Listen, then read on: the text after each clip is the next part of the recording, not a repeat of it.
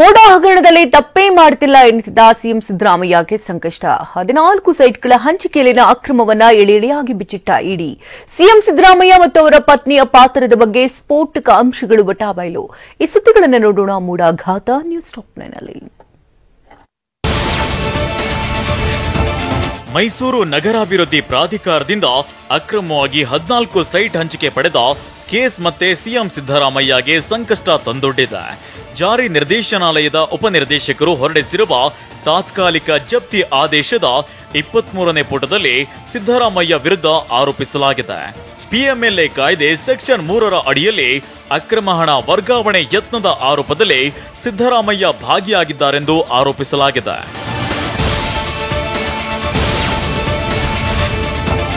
CM ಪತ್ನಿ BM Parvati, Mallikarjuna ಸ್ವಾಮಿ, ದೇವರಾಜು ಹೆಸರನ್ನ ಇಡಿ ಉಲ್ಲೇಖಿಸಿದೆ. ಮುಡಾ ಹಿಂದಿನ ಆಯುಕ್ತ ಡಿಬಿ ನಟೇಶ್, ಸಿಎಂ ಪತ್ನಿ ಪಾರ್ವತಿ, ಸಿಎಂ ಆಪ್ತ ಸಹಾಯಕರೆನ್ನಲಾದ ಸಿಟಿ ಕುಮಾರ್ ಪಾತ್ರವನ್ನ ಜಾರಿ ನಿರ್ದೇಶನಾಲಯ ಪ್ರಸ್ತಾಪಿಸಿದೆ.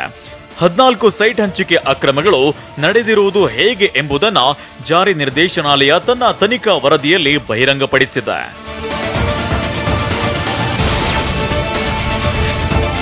ಭೂಸ್ವಾಧೀನ ಮಾಡಿಕೊಳ್ಳದೆ ಮುಡಾ ತನ್ನ ಜಮೀನು ಬಳಸಿಕೊಂಡಿದೆ ಅಂತ ಸಿಎಂ ಪತ್ನಿ ಮಾಹಿತಿ ನೀಡುತ್ತಾರೆ. ಆದ್ರೆ ಆಗ ಜಮೀನು ಮುಡಾ ಸ್ವಾಧೀನದಲ್ಲೇ ಇತ್ತೇ ಹೊರತು ಪಾರ್ವತಿಯವರ ಸ್ವಾಧೀನದಲ್ಲಿ ಇರಲಿಲ್ಲ.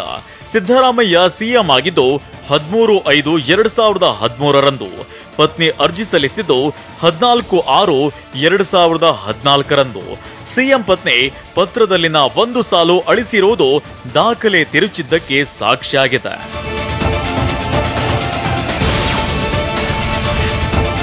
ಮಾರ್ಚ್ 20, 2021ರ ಮುಡಾ ಸಭೆಯಲ್ಲಿ ಸಿಎಂ ಪುತ್ರ ಯತೀಂದ್ರ ಭಾಗಿಯಾಗಿದ್ರು.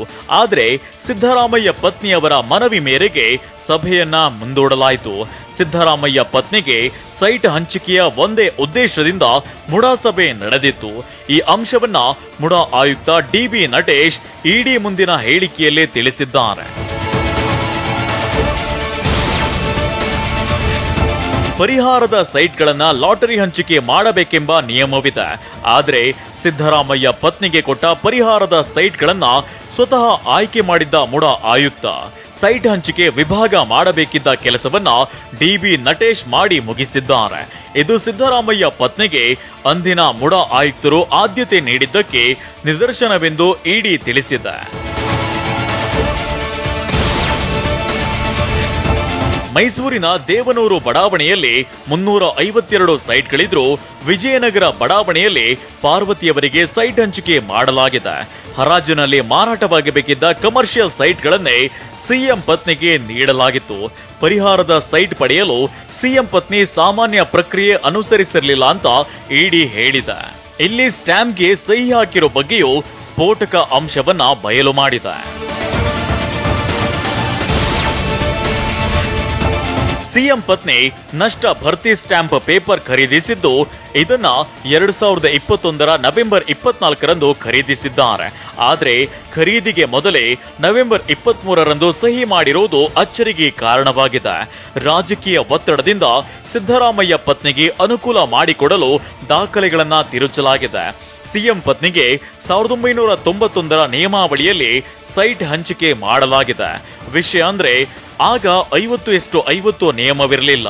ಆದ್ರೂ ಸಿದ್ದರಾಮಯ್ಯ ಆಪ್ತ ಸಹಾಯಕ CT Kumar alias SG Dinesh Kumar ಪ್ರಭಾವ ಬಳಕೆಯಾಗಿದೆ.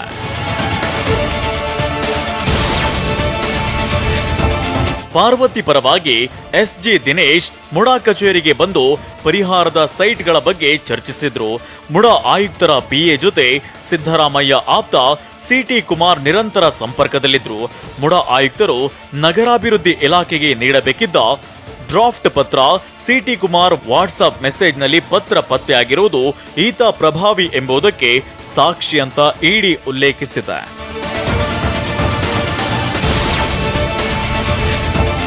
ಸಿದ್ದರಾಮಯ್ಯ ನೈತಿಕ ಹೊಣೆ ಹೊತ್ತು ರಾಜೀನಾಮೆ ಕೊಡ್ಲಿ ಅಂತ ಬಿಜೆಪಿ ಎಂಎಲ್ಸಿ ಎನ್ ರವಿಕುಮಾರ್ ಆಗ್ರಹಿಸಿದ್ದಾರೆ.